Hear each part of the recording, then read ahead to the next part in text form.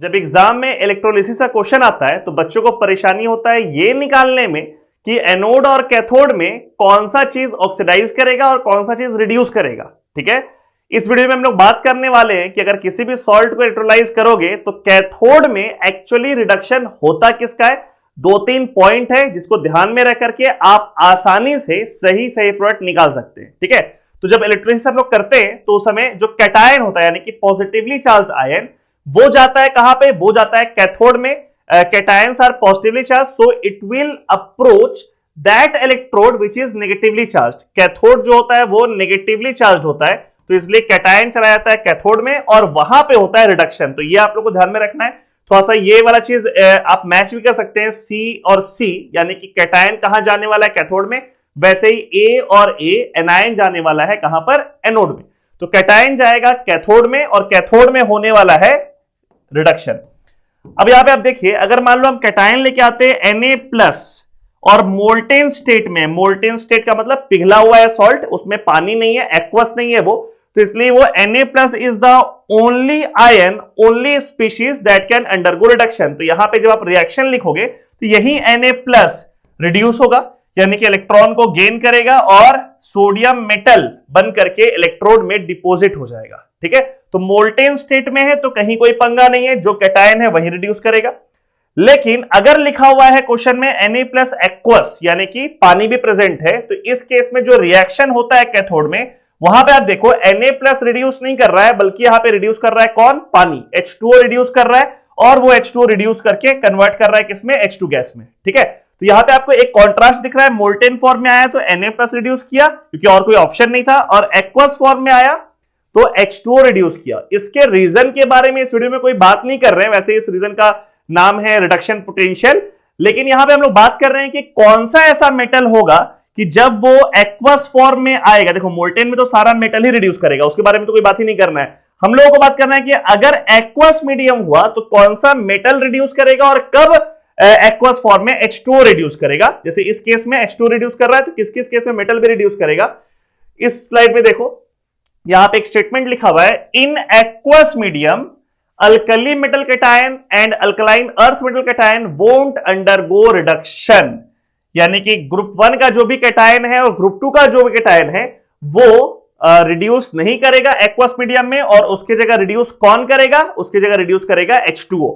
जैसे for example अगर Na+ aqueous हुआ, K+ एक्वस हुआ, Mg2+ एक्वस हुआ, Ca2+ एक्वस हुआ, all these ions belong to either alkali metal cation और अल्कलाइन अर्थ मेटल। ये दोनों ग्रुप 1 का है, ये दोनों ग्रुप 2 का है। तो अगर इसका कोई भी एक्वस सॉल्यूशन आपको मिलेगा और उसको इलेक्ट्रोलाइज करने के लिए बोला जाएगा तो वैसे केस में कैथोड में जो रिएक्शन होगा वो इनका रिडक्शन रिएक्शन नहीं होगा बल्कि वहां पे H2O रिड्यूस करेगा और कन्वर्ट करेगा किसमें, H2 में। ठीक है, यह अलग बात है कि इनके अलावा और कोई कैटायन हुआ, किसके अलावा, अल्कली मेटल और अल्कलाइन अर्थ मेटल के अलावा और कोई कैटायन रहेगा तो वैसे केस में वो कैटायन रिड्यूस करेगा, ना कि पानी।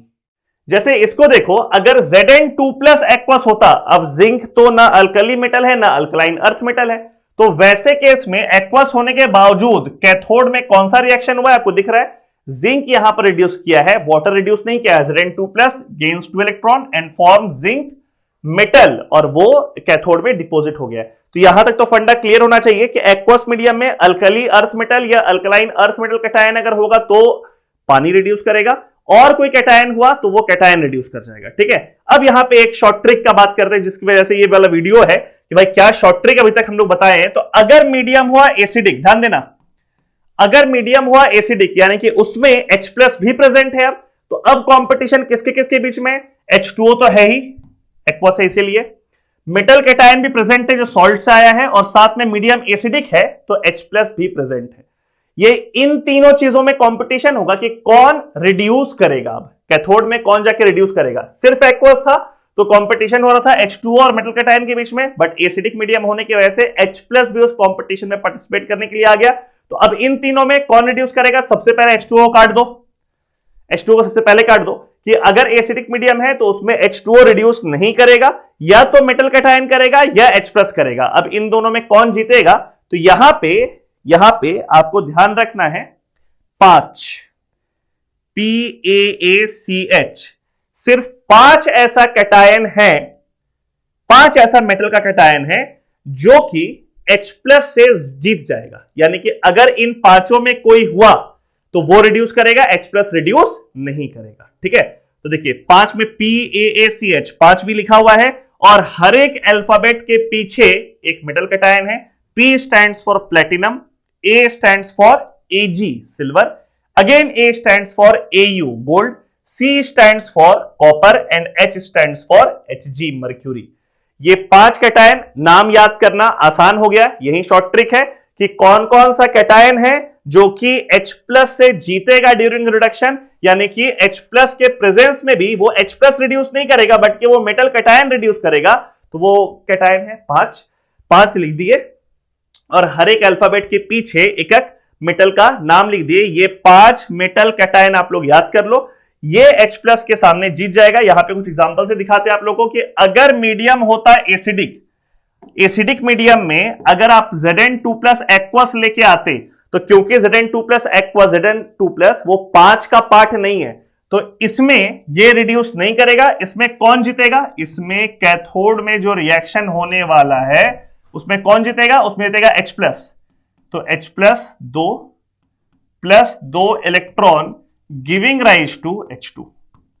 ठीक है, अगर आपको फेज लिखना है तो फेज भी लिख सकते हैं। This is aqueous medium and this one is in gaseous form. ठीक है, तो यहां पे आप देख रहे हैं Zn2 plus is not that part of 5 metal cation जो कि H प्लस से जीतने वाला, तो यहां पे H प्लस रिड्यूस करके H2 गैस बना दिया।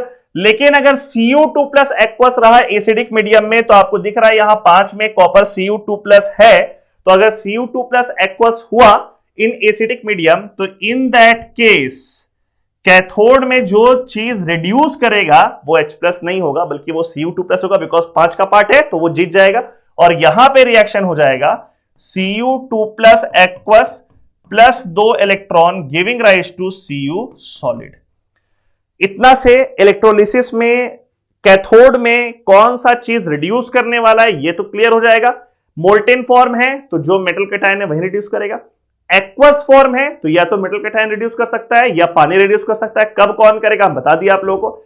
एसिडिक मीडियम है तो या तो मेटल कैटायन करेगा या H प्लस करेगा, H2O तो पक्का नहीं करेगा। और इन दोनों में कौन किसको हम लोग प्रीफर करेंगे ये भी आप लोगों को इस वीडियो में बता दिए। तो ये 2-3 पॉइंट ध्यान रख के इलेक्ट्रोलिसिस में कम से कम कैथोड वाला रिएक्शन आप लोग का क्लियर हो गया। डिस्प्रपोर्शनेशन रिएक्शन एक ऐसा रिडॉक्स रिएक्शन है जिसमें सेम एलिमेंट ऑक्सीडाइज भी करता है और रिड्यूस भी करता है। तो ऐसे रिएक्शन में रिएक्टेंट का जो एन फैक्टर हम लोग निकालते हैं उसके लिए शॉर्ट ट्रिक एक होता है जो हम इस वीडियो में आपको बताने वाले हैं। बट उस शॉर्ट ट्रिक को बताने से पहले आप लोगों को हम बताते हैं कि एक नॉर्मल रिडॉक्स रिएक्शन में एक नॉर्मल ऑक्सीडाइजिंग एजेंट या रिड्यूसिंग एजेंट का हम लोग एन फैक्टर कैसे निकालते हैं, और फिर हम लोग बात करेंगे कि डिस्प्रपोर्शनेशन रिएक्शन में एन फैक्टर निकालने का वो शॉर्ट ट्रिक क्या है। ठीक है, तो देखिए यहां पे हेडिंग लिखा हुआ है n factor in redox reaction. 3 point है जिसके थ्रू हम लोग एन फैक्टर निकाल सकते हैं रिडॉक्स रिएक्शन का में ऑक्सीडाइजिंग एजेंट या रिड्यूसिंग एजेंट का। पहला पॉइंट है balance the atom undergoing change in oxidation state, यानी कि जिस भी एटम का ऑक्सीडेशन स्टेट चेंज कर रहा है उसको बैलेंस कर लिया जाए। सेकंड पॉइंट है calculate the total change in oxidation state, obviously change तो कर रहा है तभी उसको बैलेंस किए हम लोग, तभी ऑक्सीडेशन रिडक्शन हो रहा है, तो कितना नेट चेंज हो रहा है उसको कैलकुलेट कर लो। और तीसरा पॉइंट है कि उस मॉलिक्यूल या कंपाउंड का जो भी स्टोइकोमेट्रिक कोएफिशिएंट है जो बैलेंसिंग में हम लोग यूज किए हैं उससे उस ऑक्सीडेशन स्टेट के चेंज को आप डिवाइड कर दो to get the value of n factor. Example से समझाते हैं, जैसे Cr2O7 हम इसको थोड़ा रब कर देते हैं, आपको क्लियर रहेगा।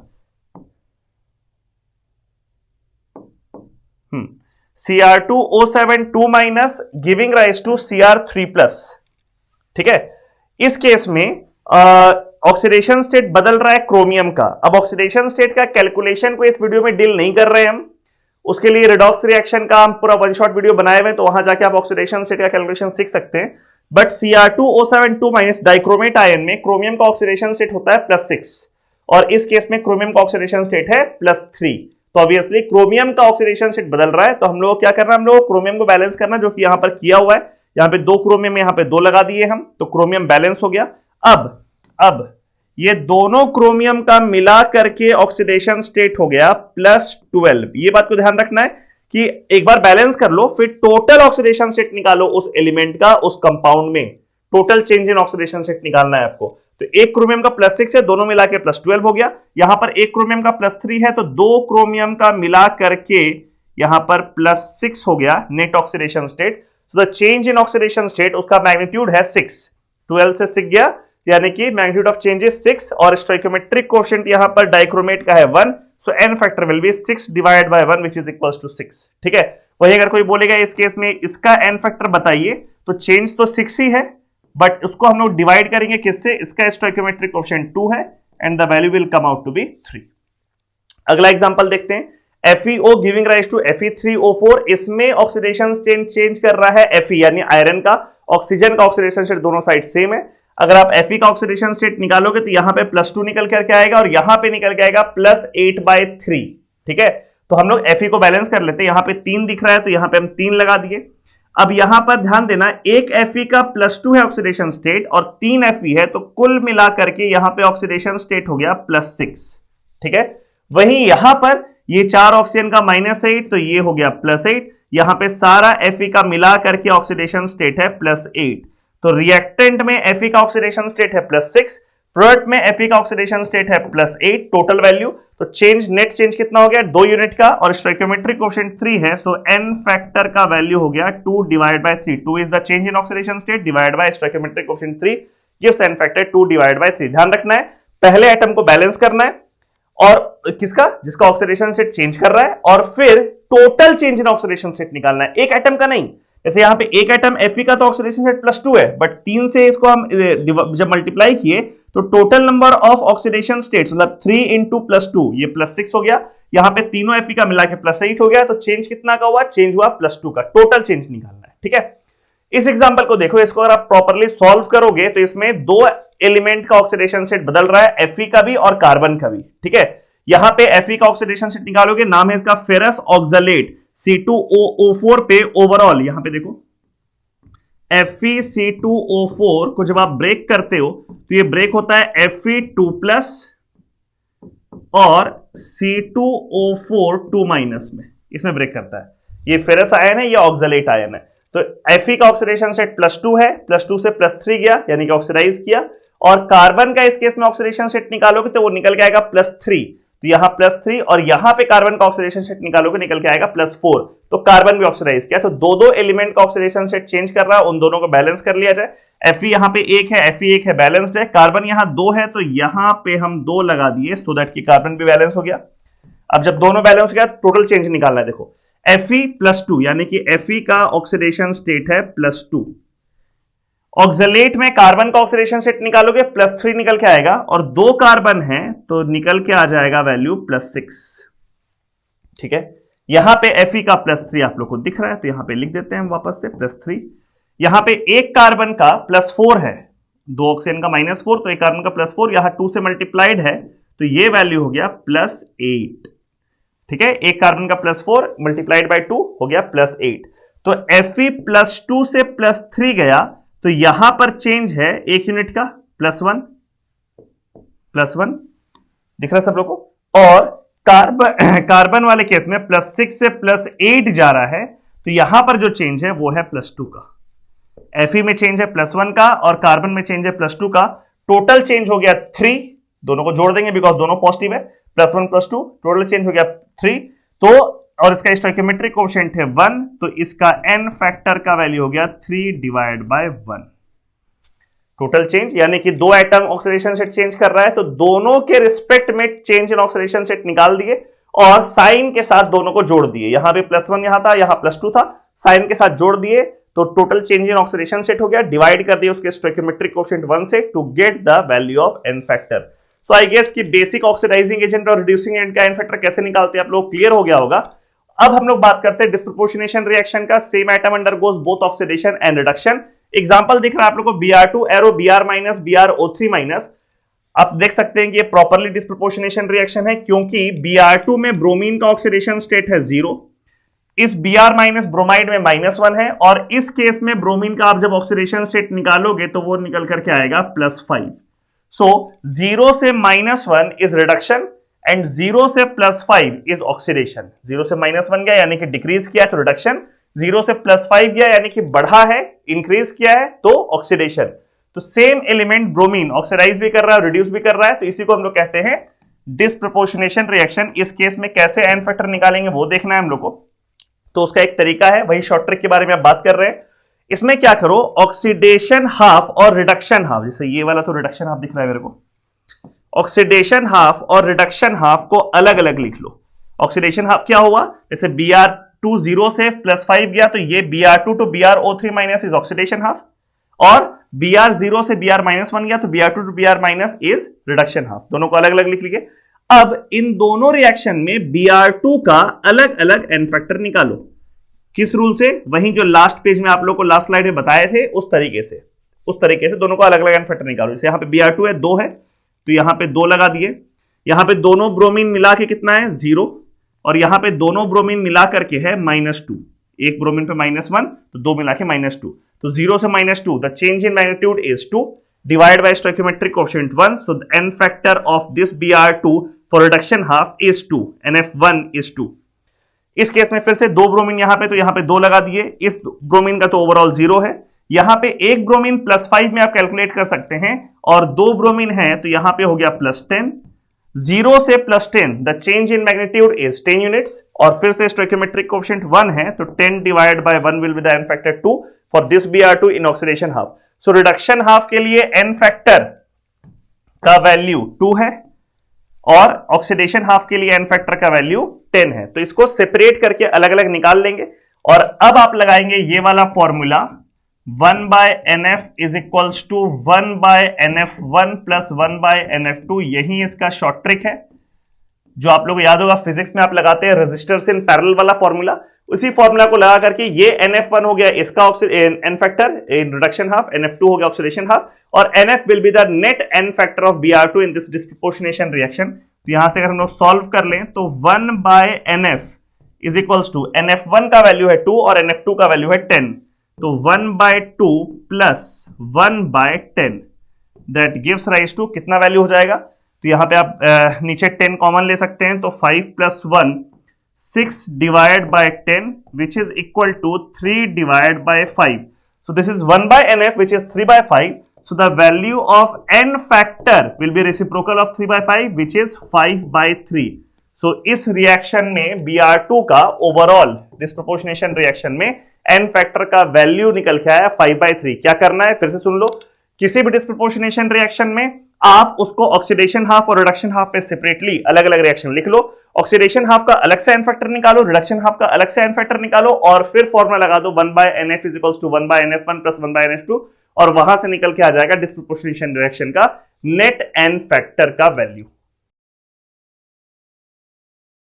अगर कोई chemical reaction first order kinetics को फॉलो करता है तो उसमें जो रेट ऑफ रिएक्शन होता है वो रिएक्टेंट के कंसंट्रेशन के प्रोपोर्शनल होता है। ठीक है, rate of reaction is proportional to concentration of A, जहां पर ए रिएक्टेंट है, और रिएक्टेंट का कंसंट्रेशन टाइम के साथ एक्सपोनेंशियली डिक्रीज करता है, लीनियरली डिक्रीज नहीं करता है।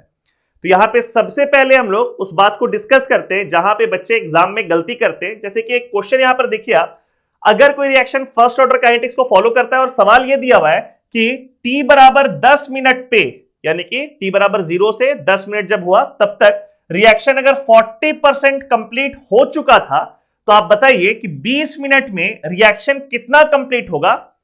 एक कम जानकार बच्चा जिसको थोड़ा सा कम नॉलेज होगा इस टॉपिक के बारे में, यहां पर एक हम लोग का दिमाग एक डायरेक्शन में जाएगा, और वो डायरेक्शन है यूनिटरी मेथड का, कि 10 मिनट में अगर 40% हुआ है तो 20 मिनट में हम यहां पर लिख दें कि 80% कंप्लीट हुआ है। और ध्यान रखना ये ऑप्शन एग्जाम में होगा, ये बात पक्का है। ठीक है, क्योंकि ये एक ऐसा गलती है जो कि काफी बच्चे करेंगे। तो ये 80% कंप्लीट यहां पर लिखा हुआ है, गलत है। अगर यही रिएक्शन जीरो ऑर्डर काइनेटिक्स को फॉलो करता तो ये 80% करेक्ट होता, बिकॉज जीरो ऑर्डर काइनेटिक्स में कंसंट्रेशन टाइम के साथ लीनियरली डिक्रीज करता है, तो वहां पर यूनिटरी मेथड लग जाएगा। बट फर्स्ट ऑर्डर काइनेटिक्स में यूनिटरी मेथड नहीं लगेगा। ठीक है, तो एक रेगुलर मेथड जिससे कि ये क्वेश्चन सॉल्व हो सकता है वो है फर्स्ट ऑर्डर रिएक्शन का इंटीग्रेटेड रेट लॉ इक्वेशन। से बहुत टाइम स्पेंड हम नहीं करेंगे, बट वो इक्वेशन हम लिख देते हैं, K into T is equals to ln A naught divide by AT।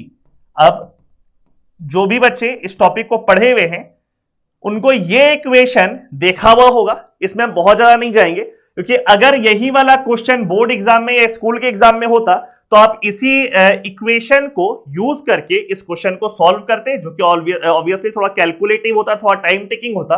यहां पे हम लोग बात करने वाले शॉर्ट ट्रिक मेथड का, कि अगर फर्स्ट ऑर्डर काइनेटिक्स के लिए कोई भी सवाल एग्जाम में पूछेगा तो आप पहले कौन सा तरीका अटेम्प्ट करेंगे। यहां पर एक चीज देखना है, फर्स्ट ऑर्डर काइनेटिक्स जो होता है, ध्यान सुनना, फर्स्ट ऑर्डर काइनेटिक्स में एक फंडा ध्यान रख लो कि इसमें इक्वल टाइम इंटरवल में equal percentage of reactant consume होता है। इसको हम स्टेटमेंट वाइज यहां पर लिख भी देते हैं, in first order kinetics, first order reaction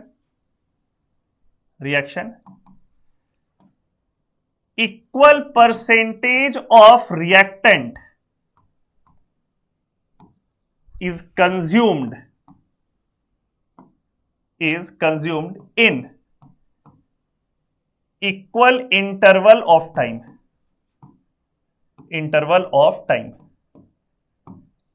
equal interval of time। कहने का मतलब यह है कि जैसे मान लीजिए कि एक रिएक्शन शुरू हुआ t बराबर 0 पर और t बराबर 10 मिनट के बाद, at t equals to 10 minutes, वो रिएक्शन का 10% रिएक्टेंट कंज्यूम हो गया। यानी कि अगर यहां पर रिएक्टेंट का मोल्स था 100 मोल्स और लिखा हुआ है कि 10 मिनट के बाद 90 मोल्स रिएक्टेंट का बचा हुआ है, ये क्या है, ए का मोल्स के बारे में बात कर रहे हैं। तो टी बराबर 0 पे अगर ए का 100 मोल था और 10 मिनट के बाद 90 मोल बचा हुआ है, तो एक्चुअली कितना डिक्रीज किया है, मैग्नीट्यूड नहीं परसेंटेज बताइए। 100 में 10 डिक्रीज किया है, यानी कि डिक्रीमेंट का परसेंटेज है 10%। तो यहां पे अगर लिखा हुआ है टी बराबर 20 मिनट्स और आपसे पूछा जाए कि बताइए ए का कितना मोल्स बचा रहेगा, और क्योंकि फर्स्ट ऑर्डर है तो जब 100 से 90 हुआ तो 10% डिक्रीज किया, अगले सेम टाइम इंटरवल पे यानी कि 10 से 20 के बीच में सेम टाइम इंटरवल है, तो यहां 90 मोल से फिर से ये 10% डिक्रीज करेगा, यानी कि 90 में डिक्रीज करेगा 9 मोल्स और यहां पर बचा रह जाएगा 81 मोल्स। ठीक है, दिख रहे मैग्नीट्यूड सेम नहीं हो रहा है, परसेंटेज सेम हो रहा है, 81 मोल्स। सिमिलरली टी बराबर 30 मिनट्स में अगर हम लोग चले गए तो यहां पर कितना बचा रहेगा, तो 81 मोल्स में से फिर से आप 10% डिक्रीज कर दो, यानी 8.1 डिक्रीज कर दो और यहां पे बचा रहेगा 72.9 मोल्स, और इस तरीके से रिएक्शन आगे बढ़ेगा। इसलिए फर्स्ट ऑर्डर रिएक्शन कभी भी कंप्लीट नहीं होता है, वो इनफाइनाइट टाइम तक जाता है। तो ये पहले पॉइंट आप लोग समझ लो, इसी को हम लोग शॉर्ट ट्रिक में यूज करने वाले हैं। अब यहां पे आप देखिए, जैसे इस क्वेश्चन का हम लोग बात करें कि ये वाला क्वेश्चन को हम लोग कैसे सॉल्व करेंगे, शॉर्ट ट्रिक मेथड लगा करके, बिना इंटीग्रेटेड रेट लॉ लगा करके, फिर इस तरह का और भी कुछ क्वेश्चन हम लोग देखेंगे। तो कह रहे कि 10 मिनट के बाद 40% कंप्लीट हो गया, तो 40% कंप्लीट हो गया मतलब बचा कितना, अगर हम 100 मोल्स लेकर के आए थे शुरू में, तो अभी कितना बचा है, 60 मोल्स बचा है, 60 मोल्स बचा है। कितना परसेंट कंप्लीट हो गया, 40% कंप्लीट हो गया, तो बचा कितना, 60 मोल्स। कितना देर के बाद, 10 मिनट के बाद। तो कह रहा है 20 मिनट के बाद, यानी कि इक्वल टाइम इंटरवल पे 0 से 10 और 10 से 20 इक्वल टाइम इंटरवल है, तो अगले 10 मिनट में फिर यहां से 40% और डिक्रीज कर जाएगा। अब 60 का 40% कितना होता है, 24। 60 का 40% इज 24, यानी कि 24 और कंज्यूम हो जाएगा, ध्यान रखना है। तो 40% पहले कंप्लीट हुआ और 100 में से, और अगला 40% इज 24 मोल्स और कंज्यूम हो जाएगा, यानी कुल मिलाकर के 20 मिनट के बाद यहां पे 64% कंप्लीट होगा। बिना इंटीग्रेटेड रेट लॉ करके हम लोग यहां पे सॉल्व किए। फिर से एक बार देखो, 0 से 10 मिनट्स यानी कि 10 मिनट के इंटरवल में 40% कंप्लीट हुआ, तो बचा कितना, 60। अब अगले 10 मिनट में जो बचा हुआ है 60, उसका फिर से 40% कंप्लीट होगा। अब 60 का 40% कितना होता है, 24, तो 24 और कंप्लीट होगा। पहले 40 कंप्लीट हो चुका है, 24 और कंप्लीट हो गया, यानी कुल मिलाकर के 20 मिनट के बाद कंप्लीट कितना हुआ है, 64% कंप्लीट हुआ है। कितना देर के बाद, तो 20 मिनट के बाद। अब इसमें दूसरा तरह का सवाल देखो, जैसे पहला क्वेश्चन वो देखे कि इतने टाइम पे इतना कंप्लीट हुआ तो इतने टाइम पे कितना कंप्लीट होगा, उसका उल्टा सवाल है। यहां पर देखिए 90% कंप्लीट हो गया एक रिएक्शन, कितना देर में, 5 मिनट में, और आपसे पूछ रहा है 99.9% कंप्लीट होगा कितने मिनट में, यानी कि परसेंटेज दे दिया है आपसे और आपसे पूछ रहा है कितना समय लगेगा इतना कंप्लीट होने में। फिर से रेगुलर मेथड तो फिर से इंटीग्रेटेड रेट लॉ है, स्कूल के एग्जाम में, बोर्ड एग्जाम में आएगा तो आप उस इक्वेशन को यूज करके सॉल्व करेंगे। यहां पे हम लोग क्या करने वाले हैं, तो देखो 90% कंप्लीट हुआ, यानी कि शुरुआत में हम लेकर के आए थे अगर 100, तो 5 मिनट के बाद आफ्टर 5 मिनट्स कितना कंप्लीट हो गया, 90% कंप्लीट हो गया। तो बचेगा कितना, 10, कितना बचा, 10 बचा, ठीक है। कितना परसेंट कंप्लीट हुआ, 90%, कितना देर में, 5 मिनट में। तो अगले 5 मिनट में ये जो बचा हुआ 10 है इसका भी 90% जाएगा। यही तो फर्स्ट ऑर्डर की खासियत है, इक्वल टाइम इंटरवल पे इक्वल परसेंटेज कंज्यूम होता है। तो 10 का 90% कितना हो जाएगा, 9, यानी कि 9 कंज्यूम हो गया, 10 में से 9 कंज्यूम हो गया, तो बचा कितना, 1, दिख रहा है। 5 मिनट के बाद 100 से हुआ 10 और अगले 5 मिनट में 10 से हो गया 1, परसेंटेज से 90% कंज्यूम हो रहा है हर 5 मिनट के बाद। तो अगले 5 मिनट के बाद अगर यहां पे हम लिखें कि अगला 5 मिनट्स जब निकला तो ये जो बचा हुआ 1 है इसका भी 90% कंज्यूम होगा। अब 1 का 90% कितना होता है, 0.9, तो ये 1 में से 0.9 कंज्यूम हो गया, तो बचा कितना, 0.1। ध्यान दीजिएगा, 5 मिनट के बाद 10 बचा, फिर 10 मिनट के बाद टोटल 5 और 5, 10 मिनट के बाद 1 बचा, और 15 मिनट के बाद 0.1 बचा। शुरुआत में लेके कितना आए थे, 100, अभी कितना बचा है, 0.1, यानी कि 100 में से 0.1 बचा, कितना खत्म हो गया, 99.9% कंज्यूम हो गया। वहीं तो पूछा गया था क्वेश्चन में, 99.9% कंज्यूम हो गया, और टाइम कितना लगा, 5, 5, 10, 5, 15 मिनट आंसर है। ठीक है, बिना इंटीग्रेटेड रेट लॉ यूज किए हम लोग इस क्वेश्चन को सॉल्व कर लिए।